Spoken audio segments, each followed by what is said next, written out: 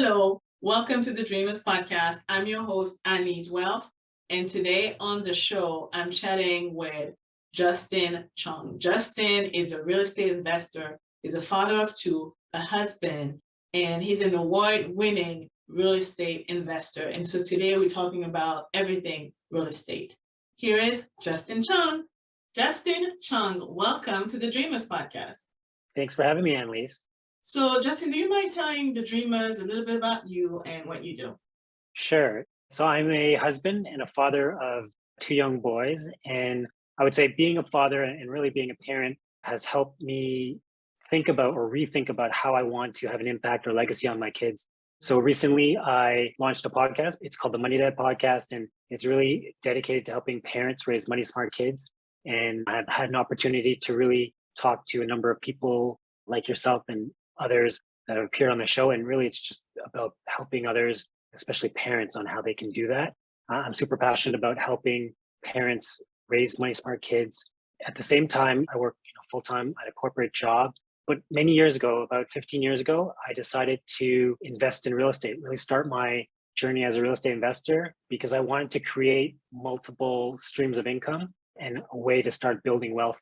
So I started to do that slowly at first, building or buying one property a year. And then as I continued the evolution of my journey as a real estate investor, I started to bring on other people. So I started to work with other joint venture partners, being family, being friends, and started to acquire real estate for them as well to help continue or help build their long-term wealth as well. And that's what I've been doing ever since. And so you've been in real estate since 2007. So your path to become a real estate investor wasn't exactly linear. Do you mind sharing what you were doing prior to being in real estate? Yeah, for sure. Well, I guess prior to investing in real estate, I was a chartered accountant. I studied in school to be a chartered accountant and then passed the exam and decided to continue or start working in the industry. And really, that's sort of what I used to do. But at the same time, I wanted to get involved in real estate. Prior to that point, I don't think I necessarily had too much of a keen desire, but my father was really a big influence on me and he was pushing me to get investment property. He worked as a realtor in the real estate space. And so I was able to at least understand what was going on. He would take me with him when I was a kid, younger, and I would go with him and help him out with his job, his career. So that exposed me to the real estate side of things. But he was influential in terms of pushing me to invest in real estate. And so about 15 years ago, that's what I decided to do. She didn't even have money at the time in terms of money for a down payment. So he ended up lending me money for the down payment that he charged me interest on. And that was my first foray into real estate as an investor. I didn't really know what I was doing at the time. And I would say like the first purchase is always the hardest. You have that fear in front of you. And because I wasn't necessarily in the real estate space, I didn't necessarily know a lot of things about who I need to talk to and who I need to go to in terms of whether it was property management or maintenance wise. So I kind of figured it out as I went for that first purchase. And what I found was it wasn't as scary as I thought it was going to be. I started to realize you can pick up the phone and figure out things along the way and who you can talk to and who you need to call as issues or problems arise. So that first property that you bought, was it a residential property? It was a residential. It was actually, funny enough, it was a student rental. So when I initially first started to look at real estate to purchase, I looked in my hometown of Toronto. So I live in Toronto, Canada. And I found at the time, Toronto was expensive. And so I decided to look elsewhere. And I found, because I went to school in Waterloo, which is a city close to Toronto, it's about an hour and a half away. I was familiar with the area, familiar with what was going on, and decided, okay, you know what? I was a student once before, and I kind of understand what's involved. So I decided to purchase a student rental property, and it was a 5-bedroom bungalow house off of a main road, probably within a 5-10 minute walk of both universities there. And that's how I got my feet wet started. It's funny, I remember I assumed the tenants that I bought the house from. Basically, it was actually a university professor who was looking to retire. And I ended up negotiating an off-market deal with him to purchase that property. And so how much was the initial investment? How much did you have to borrow from your father? Yeah, so in terms of the initial purchase price, it was 240,000 Canadian at the time. So this is about 15 years ago. And I had to borrow $48,000 from my dad. So, which was about 20% down payment. as an investor because I wasn't living in the property. That's what you had to put down to purchase the property. Yeah. And so I borrowed that, took out that loan. And what happened was after that first year, I started to understand really the power of real estate from the fact that basically at the end of that first year, the same university professor who I bought the first property from, he was looking to sell another property. And so I ended up buying a second student rental property a few minutes away from where I bought the first one. And again, I didn't necessarily have the cash for the down payment. So what I did was I ended up breaking the mortgage for the first one, refinancing, and then using those excess proceeds to use as a down payment for the second one. And so at that point, basically the light bulb clicked in my head saying, here's what you can do. You can invest in a asset that's producing income, excess cash flow. You have tenants paying down the mortgage. There's appreciation because the property is appreciated in value and you're able to use the equity gains from that to purchase another property. So that really sort of helped cement to me in my mind, okay, you know what, this is really the path to go on, and that I needed to continue doing more and more of this to continue building that wealth. So how long did it take you to pay your father back? So it was a 5-year term on that loan. So I bought in 2007. It took me, a little over 5 years to pay him back. I used the credit facilities that I had. So prior to buying the investment property, I ended up buying a condo just to live in myself. After I graduated from school, I decided to live there. And at the same time, when I bought that condo, I ended up taking a home equity line of credit on that place. And so as I continued to pay down the mortgage on that, it allowed me to tap into the equity from that condo. And so I think what I did was I paid him back because he was actually charging me a higher rate of interest than I could get from that home equity line of credit. So I ended up paying him back from that. And so you mentioned earlier that your dad was a realtor, right? So I'm sure, as a first-time real estate investor, that was helpful to have someone with experience or knowledge of the industry. What are some of the key lessons that you learned from your dad early on? Well, it's funny. My dad, he was a realtor, but he wasn't even focused necessarily on the investment side. He helped a lot of people buy and sell homes that they would live in themselves. But I think in terms of lessons that I got from him, I mean, he was a immigrant that came into the country in Canada, nothing to his name, not a ton of education, but I saw that he worked really, really hard. So in terms of, he had a really strong work ethic. And one thing he always taught me was to be ambitious and to really go for your goals. His famous phrase was shoot for the moon, and even if you fall short, you can hit the stars. And to me, I took that to heart. So I wasn't necessarily afraid of failing. He always said, it's okay to make mistakes. That's how we learn. That's the best way to learn, right? To make mistakes and to not be afraid of making those mistakes, because a lot of people will sit back and not take action. Time will pass by and life will pass by. And what was important to him and to me was really taking action. And so he emphasized that as well. So those are some of the lessons that I took away from him. I love that. So you did take action, and here you are 15 years later, real estate investor. How many units do you have today?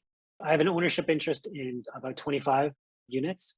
So, some of them I own on my own, and some of those I own with other partners as well. I would say it's basically evolved over time. I think initially it was like, I'm scared of buying that first property, right? And then you buy the first one, it's not scary. Buy the second one. So what happened was about 10 years ago, I started to invest in another market, and built up a team of people that I got comfortable with in terms of having another investor-focused realtor to support what I was doing, a property manager, a lawyer, all those people that help to really support what you're trying to do. And as I continued to evolve, I started to invest outside of my province where I live.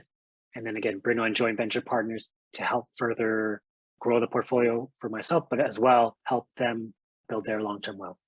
So do you focus on long-term investment only, or do you do flips, or what's your strategy? Yeah.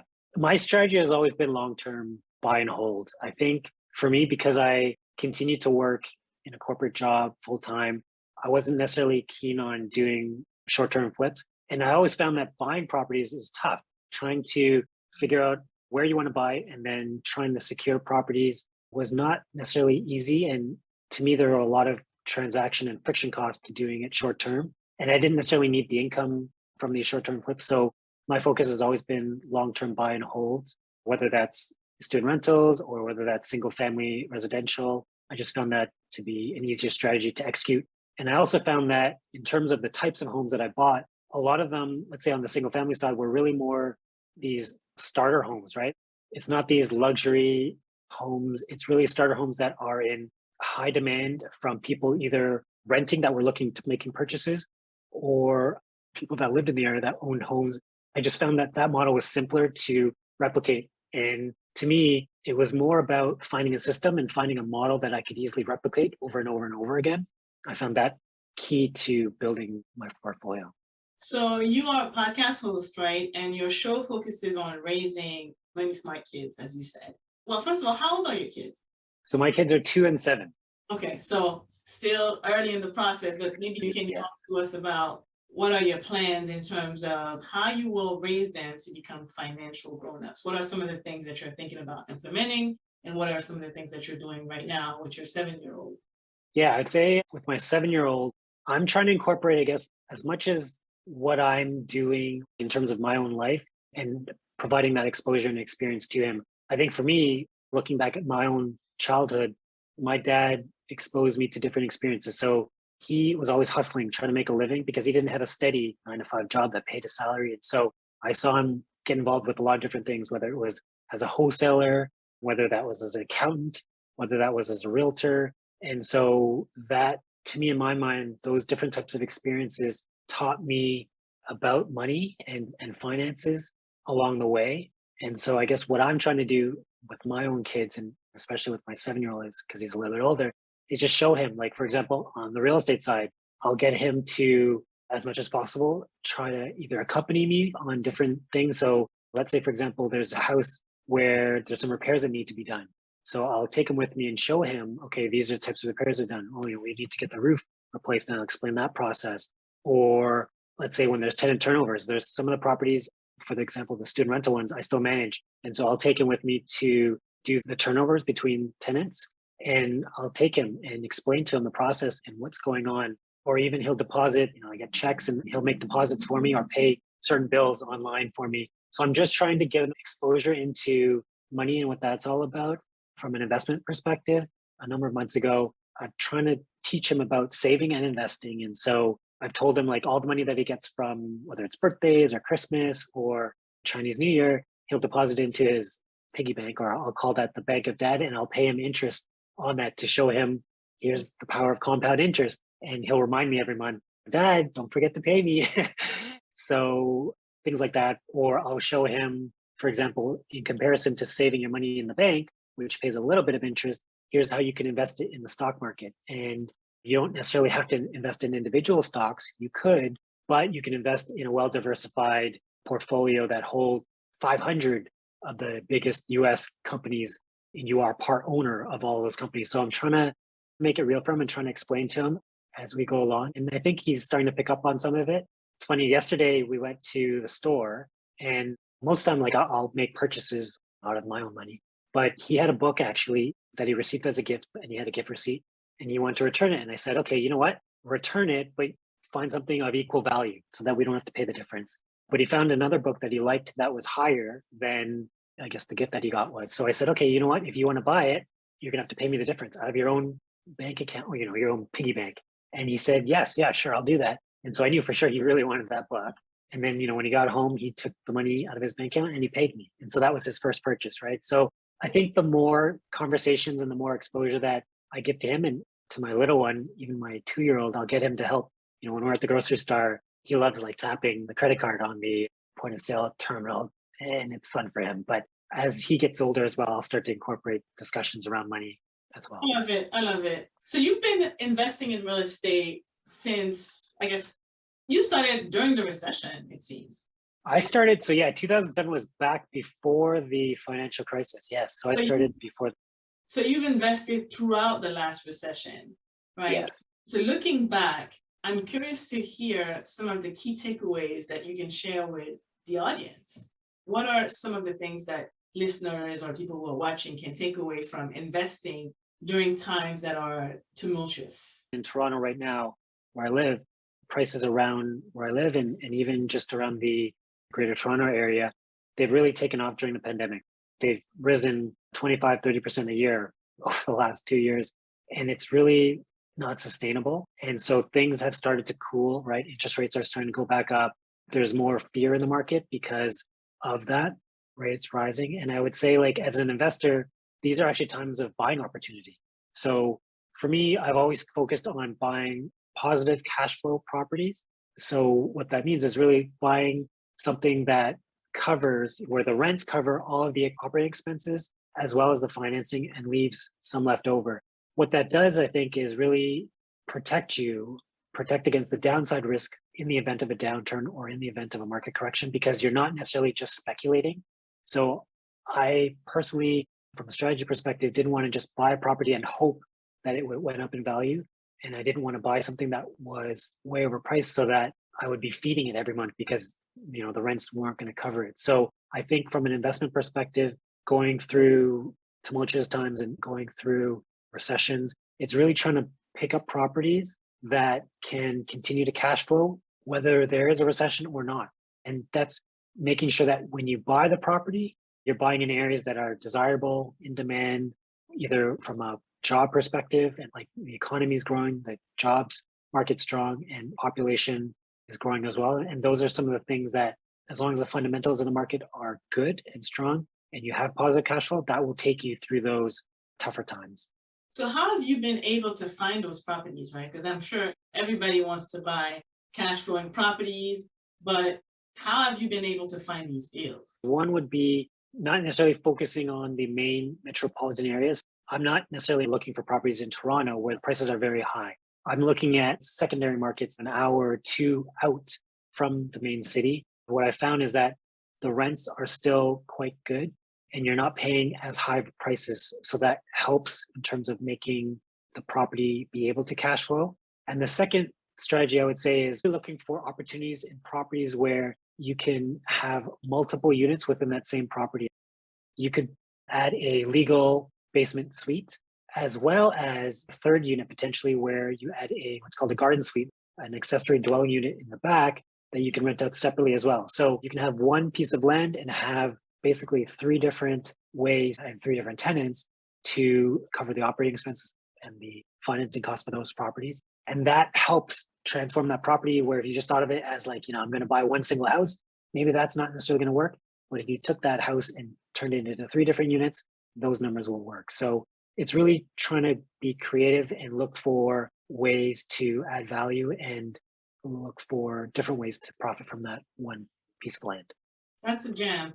So do you use property managers or do you manage all these properties?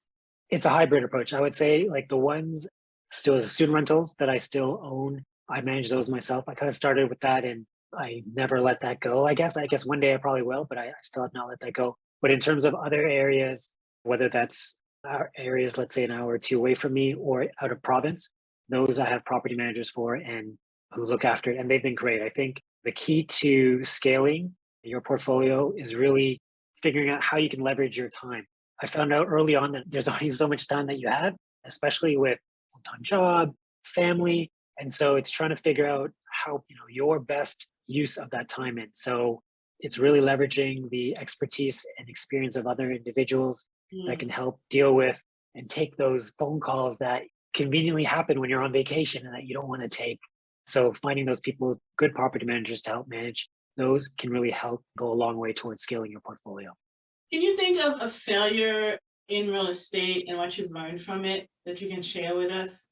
Yeah, I would say a couple of failures. One would be in the beginning. So going back to the trying to do it all, I would say that first property that I bought, whenever there was problems, let's say from a maintenance perspective, I would try to do it.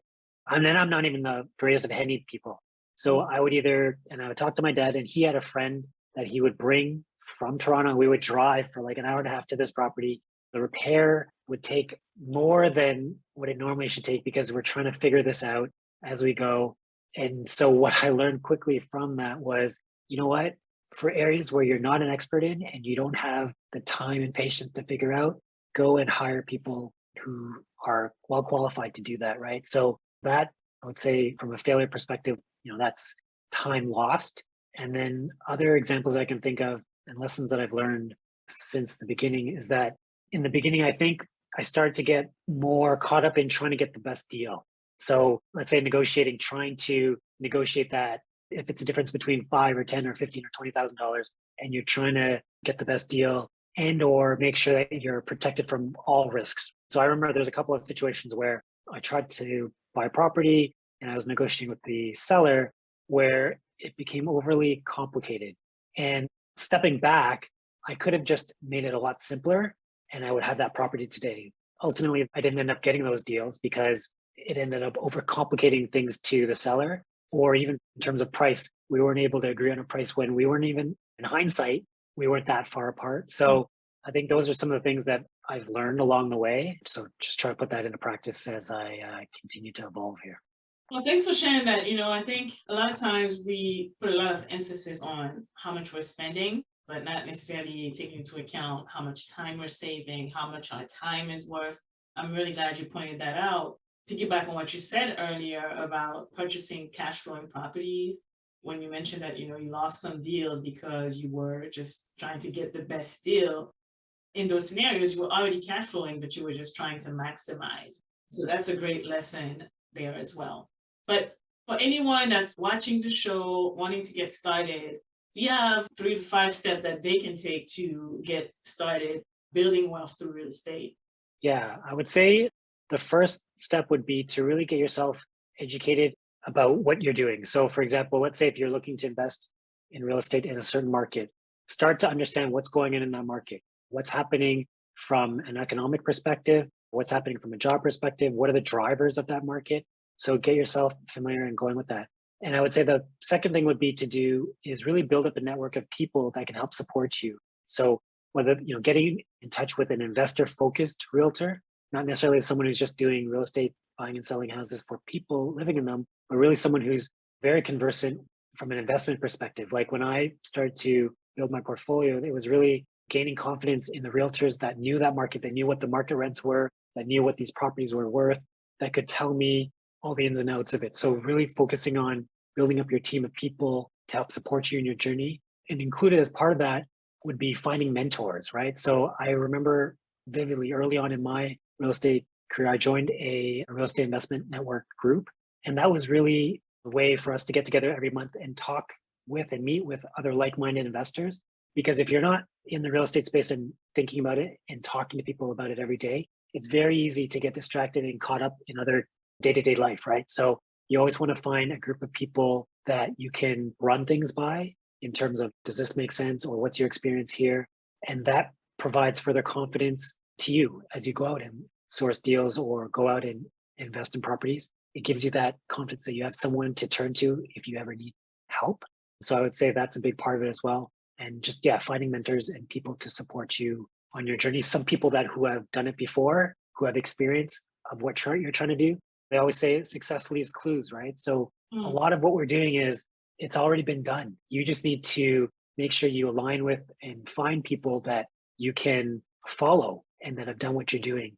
And that's one of the quickest ways to get to where you want to go. I love it. So, Justin, I always end the interview with a round of rapid fire questions. Okay. Tell me about a book that changed your perspective on life. Yeah, I'd say for me, the best book that changed my perspective was Rich Dad Poor Dad. It really opened my eyes in terms of your goal should really be to find income producing assets and to minimize your liabilities and expenses and to continue to take action and really make sure that you make your money work for you and not have to work for your money. What's one thing about money you wish you could tell your younger self? Going back to, I guess, my younger self, money was scarce. So I had more of a scarcity mindset younger. And it wasn't until I started my real estate investing and started to meet with other investors and really join real estate organizations where I started to develop more of an abundance mindset. There are tons of opportunities out there if you're trying to look at it from a win-win perspective, right? So I'd say that mindset from scarcity to abundance is one that I wish that I had when I was younger. What's the best investment in yourself? I think learning starts after school. So I'm always investing in books, investing in time in terms of learning or listening to podcasts. Those are some of the things that I think are one of the best investments. And I think going back and thinking back to joining real estate groups, there's costs associated with that, but I'm so glad that I made that investment. Filling the blank in 3 words or less. Money to me is freedom. What do you want your legacy to be? I think for my kids, my legacy would be to instill that strong work ethic and that drive and that ambition that my father left with me. that left an imprint on me. And so I want to leave that legacy to my kids and help them be the best humans that they can be growing up. In terms of the community and the world, my legacy would be to help parents really raise money smart kids and have them be financially literate and be financially healthy. I think if that knowledge and that experience is there from a young age, that will help kids grow into young adults who are financially literate and just help make the world a better place. And that's one of the reasons why I started the podcast. I think that's one of the things I want to leave as my legacy. Well, Justin, it's been a great conversation. Can you please tell the dreamers where they can find you if they want to learn more about you, what you do, your podcast, and everything that you do in real estate? You can find me on Instagram at Money Dad Podcast. You can email me at justin@moneydadpodcast.com.